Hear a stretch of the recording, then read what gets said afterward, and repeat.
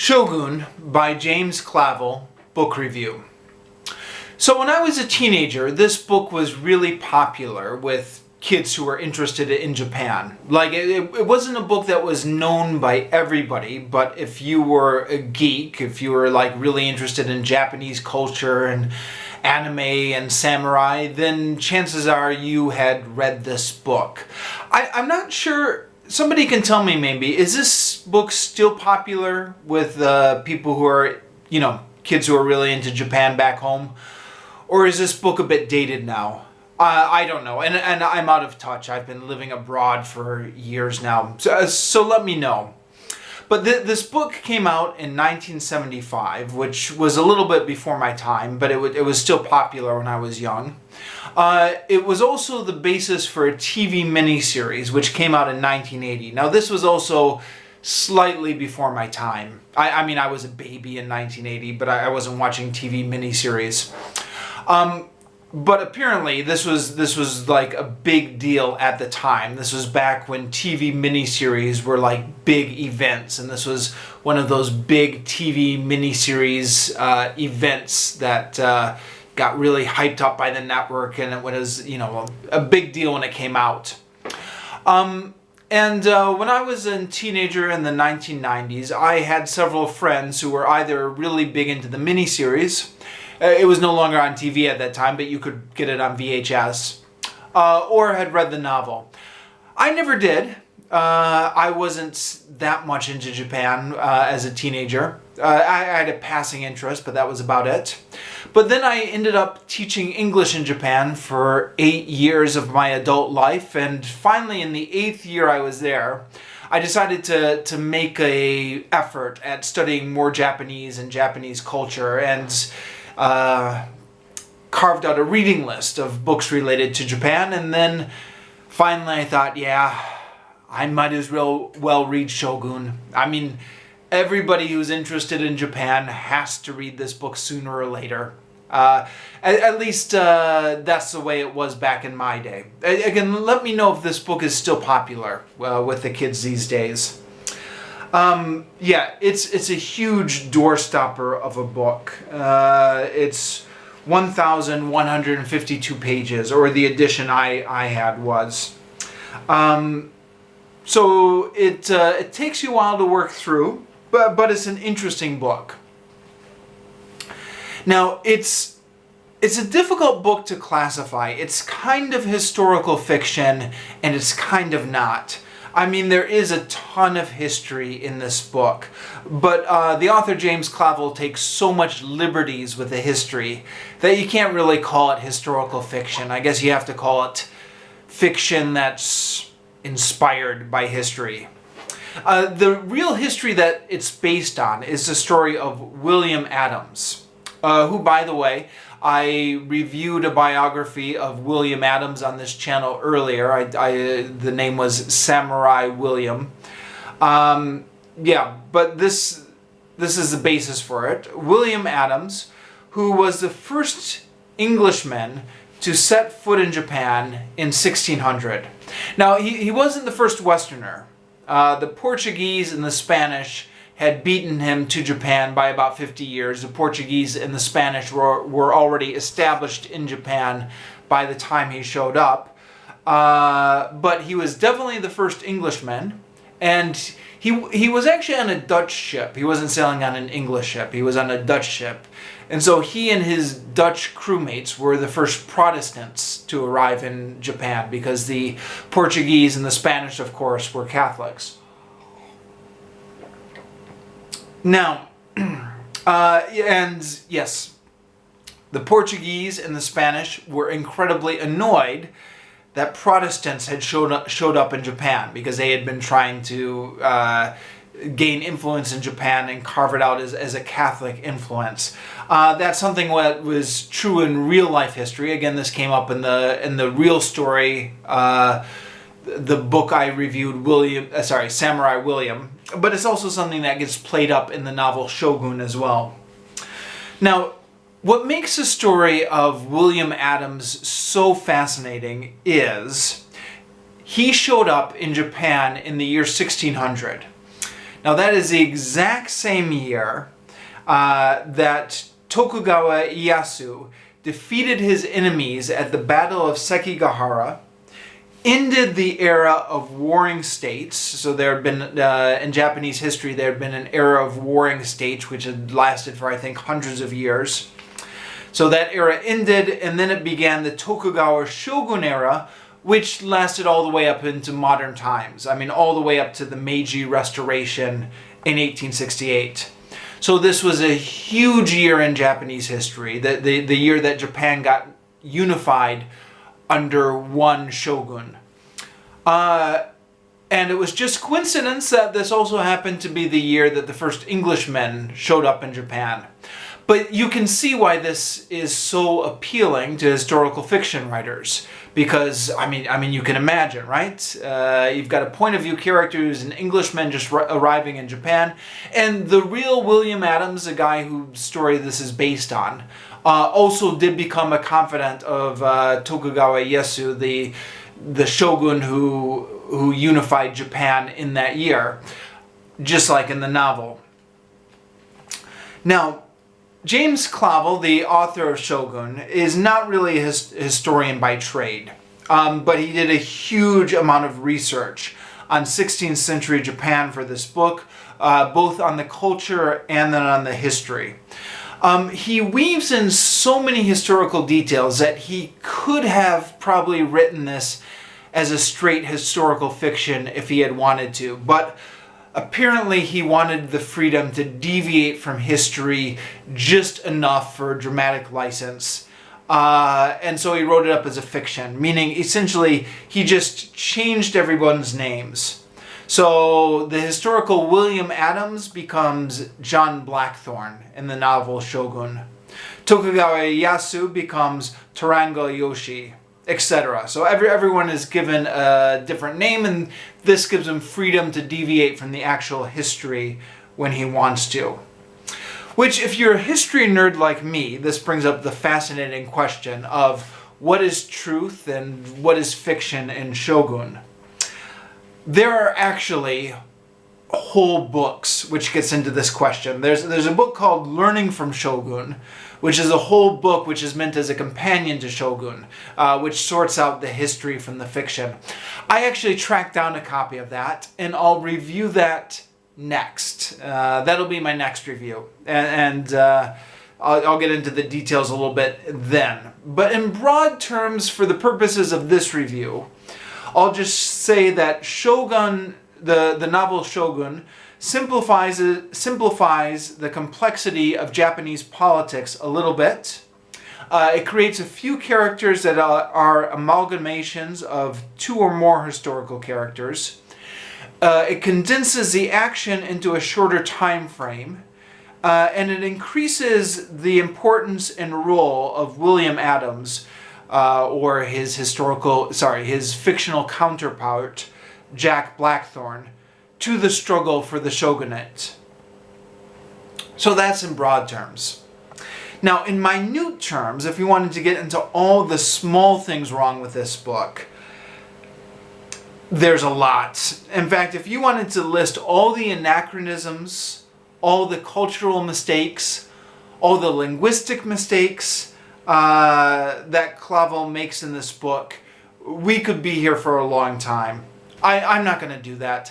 Anyone who's spent time in Japan should be able to pick out these mistakes without my help. I'll just give a couple examples maybe. Clavell occasionally has his Japanese characters use Western gestures. So there are scenes in the book where a Japanese character will shrug his shoulders like that, raise his shoulders up as to indicate like, I don't know.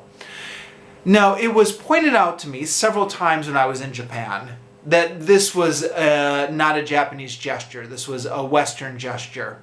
I know because whenever I did it, Japanese people would often react negatively to it, saying, what does that American gesture mean? That kind of thing. I had one Japanese girlfriend who even told me to stop doing it. Bugged her so much. When I was reading Shogun and I could see it was depicting the Japanese characters doing this, I thought, that's a mistake. they would never shrug their shoulders. I mean, it is funny, isn't it?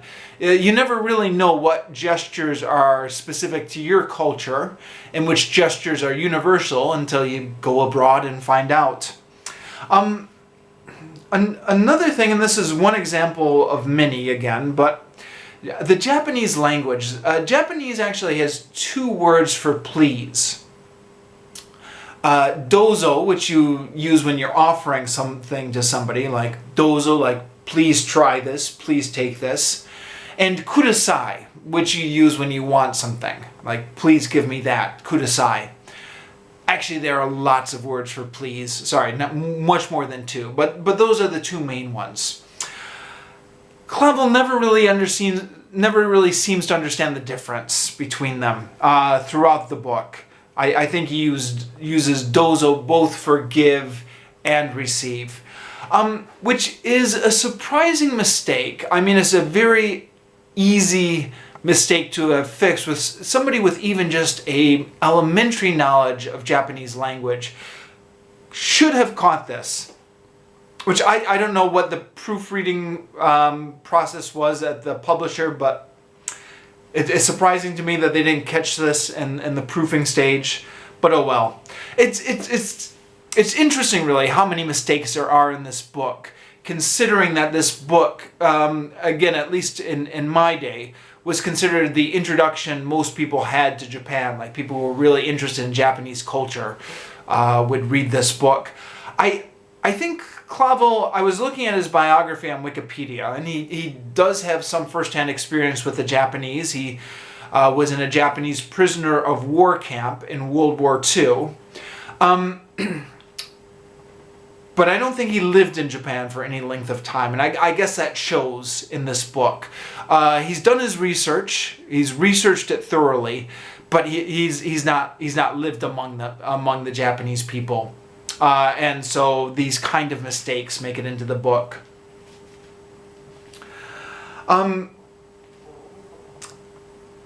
Yeah, and by the way, actually, while I'm talking about this, as famous as this book is back home, it is not at all famous in Japan.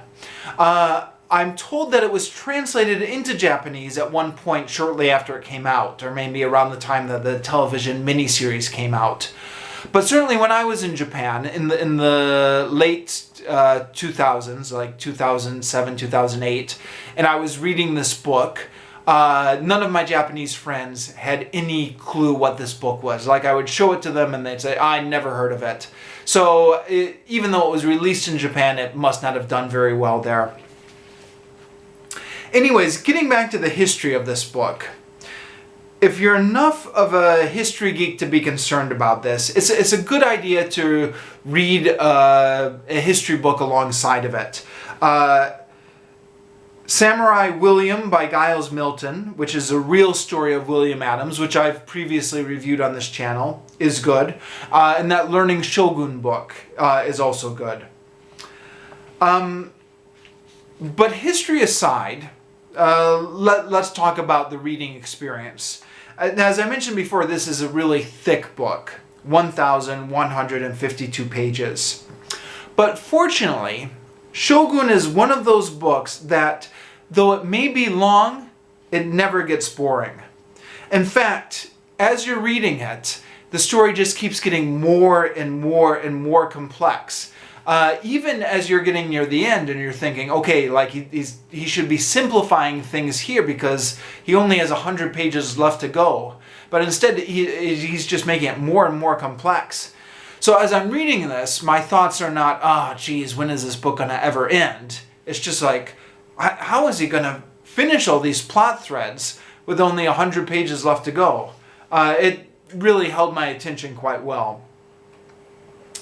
There's a saying, I think, hopefully I'm not mangling this, the saying, have you ever heard this, wheels within wheels?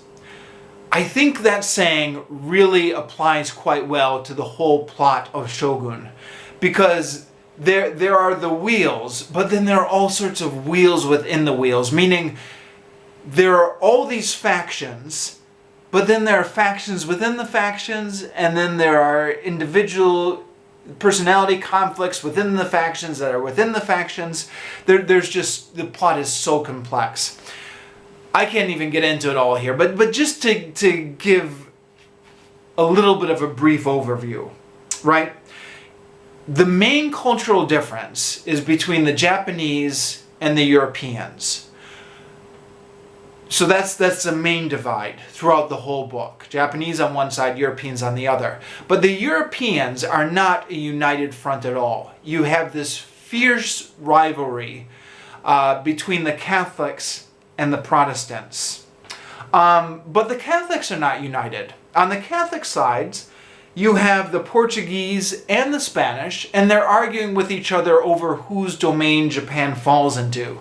I mean, you may remember from your high school history class that the Spanish and the Portuguese split the world between them, but they're arguing over which side should get Japan, which side of the line Japan falls in. Then there's the Catholic missionaries, and there's Jesuits and Franciscans. And the Jesuits and Franciscans are arguing with each other over the proper way to proselytize the Japanese. And then there's a Catholic Church is clashing with the Portuguese Navy and the Portuguese merchants over who has ultimate authority in Japan. Is it the Catholic Church or is it the Navy? And then the Jesuits are arguing among themselves.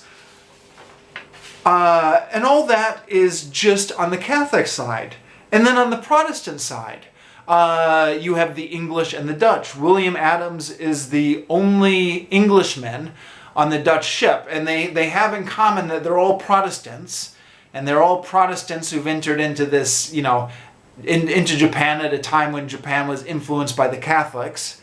So they've got that going for them. But they're also divided because William Adams or John Blackthorne, his fictional counterpart, is the odd man out on an old Dutch ship. And then the Dutch start to argue among themselves. Personality conflicts come up among the Dutch sailors. And all that's just on the European side. I haven't even gotten into talking about the Japanese side. Because remember, this is the big year in Japanese history when all the warring fiefdoms get united. So it's a huge, complex political situation. You've got fiefdoms, ambitious daimyos, treacherous vassals, varying alliances. I mean, the whole book is a mess of changing alliances, backstabbings, and betrayals. And when I say mess, I mean that in the most affectionate way possible. It's just a beautiful, complex plot with just all these mishmashes of different motivations. It's a long book, and if you look at James Clavell's other books, or at least the ones I've seen, if you see his stuff on the bookshelf, all of his books tend to be quite long. And I definitely got the impression that he's one of those novelists who's just incapable of writing a shorter book. I mean, there's not a single character in Shogun that's flat. Every character who enters into the action, even the minor characters, are fully developed, have a complete backstory, and even all the characters have conflicting motivation and loyalties, even down to like the minor characters, the bit characters. What also makes this book fascinating is it's very rare for a historical novelist to tell a story that seems like it's completely character driven, right? Because a historical novelist can't just follow the characters organically. They have to say, right, this is the end point. The ending of the story has already been predetermined by history. Now, historical novelists will try and get into the characters' heads as much as they can, but they can't write a purely organic, character-driven story because the plot's already predetermined. But James Clavell has this story which makes it feel like it's completely character-driven. You never feel when you're reading this book that the outcomes are predetermined by history. Even though, and again, I mentioned he took a lot of liberties with the history, but at the end of the book, pretty much every character ends up where their historical counterpart ended up. I mean, with all the liberties he took. The ending of the book, pretty much everyone is historically where they should be according to real history. And yet, none of this feels predetermined. The reader never feels like the characters are pulled along by historical threads, but rather it feels like the characters are choosing their own destinies. Now, the only big complaint I have about this book is there's a lot of backstory in it. A lot of historical backstory. Now, if this was a straight-up historical novel, I'd be like, okay, fair enough. It's a historical novel. I, as the reader, signed on for history when I picked up the historical novel. Give me the information dump. But the thing is, this is kind of a historical novel, but it's kind of not. So I don't, the information, the huge information dumps, I felt like, I mean, whenever you got to them, you're like, okay, I know he's taking a lot of liberties with the history. Can I trust this or can I not? I mean, if I can't trust this, then what's the point of this? Why am I reading a huge information dump in the middle of this fictional novel? And if I can trust it, well, I don't know. From what research I've done, it looks like the historical backstory that he tells is pretty much fairly accurate. The situation is, before Tokugawa Ieyasu was able to succeed in unifying Japan in 1600, he was only able to do that because of the political situation that was created by two military strongmen that came before him. These strongmen are Nobunaga Oda and Hideyoshi Toyotomi, who are given different names in Shogun. Nobunaga Oda is referred to as Goroda, and Hideyoshi Toyotomi is referred to as Nakamura. And James Clavell will occasionally go off for several pages at a time, recounting the backstory of Goroda and Nakamura. And again, as far as I can figure out, it's largely accurate to history, but I don't know. You know, like one of the reasons I read historical novels is so that I can learn more about real history. And here, I guess I am learning about real history, but I'm learning it with all the wrong names, because he's changed everyone's names here. So I'm like, geez, if you're going to do the info dump, where you just give an info dump about like the historical background, then why not just use the real names of the real historical characters? So now I've got to forget all the wrong names I learned from this novel and relearn the right names, which is frustrating. And again, it's at this point that a companion book like Learning from Shogun comes in useful to separate the fact from the fiction. I'll review Learning from Shogun next. Okay, I'm going to finish off this review with an extended quotation. And this is somewhat inspired by John Updike. John Updike's rules for fair reviewing. He said whenever you review a book, you should have an extended quotation to give the reader a feel for what the author is doing, and to let the reader feel the author directly. I'll just read this into the camera, so this will be me reading the author. This is an excerpt from page 37, and it's a 1,152 page book, so this is right near the beginning. To put this in place, John Blackthorne, the fictional counterpart for William Adams, John Blackthorne, the pilot, and his Dutch shipmates have just landed on some strange land and are recovering from their scurvy and other sea illnesses. John Blackthorne leaves the ship and finds out that they are in Japan and that the Catholics have already established themselves there, and goes back to report the situation to his shipmates. What follows is the reaction his shipmates have. Notice, this is interesting, notice that the fact that they are in Japan is almost like a minor detail. What really horrifies his shipmates is that they've landed in a Catholic stronghold. And that's kind of setting the tone for the way the rest of this novel is going to play out. Okay, so quoting from the book. "Listen," Blackthorne said.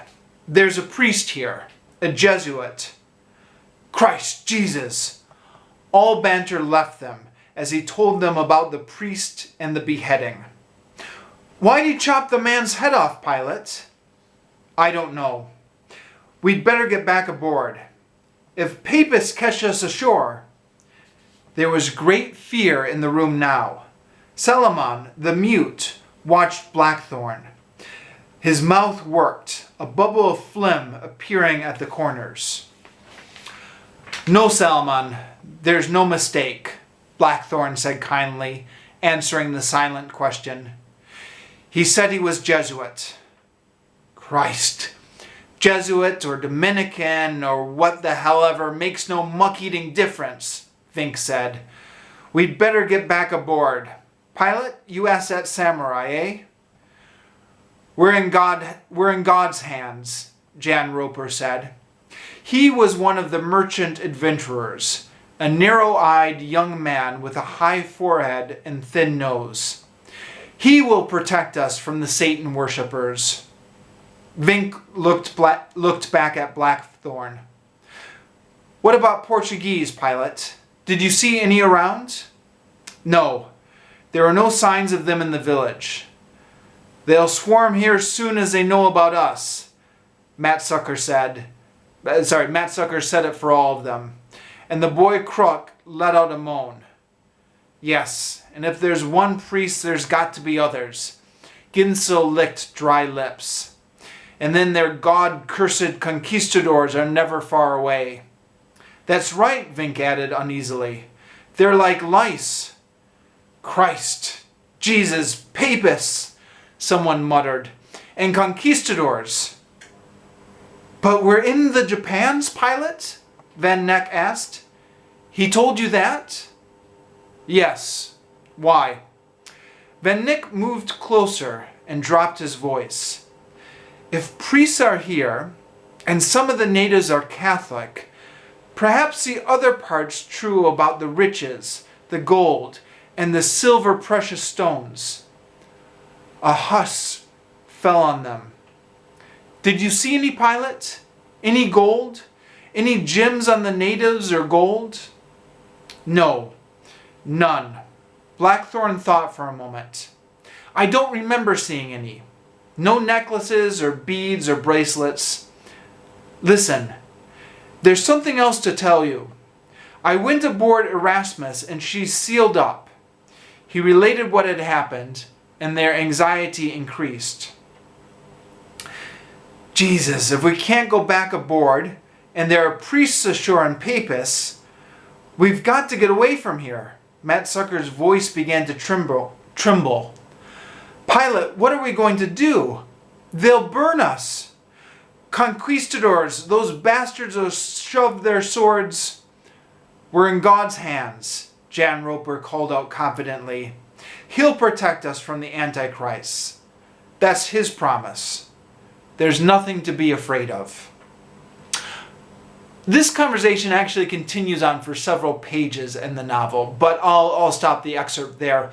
Hopefully this gives you an idea of the flavor, and if that sounds at all interesting to you, I encourage you to check this book out. I found it fascinating.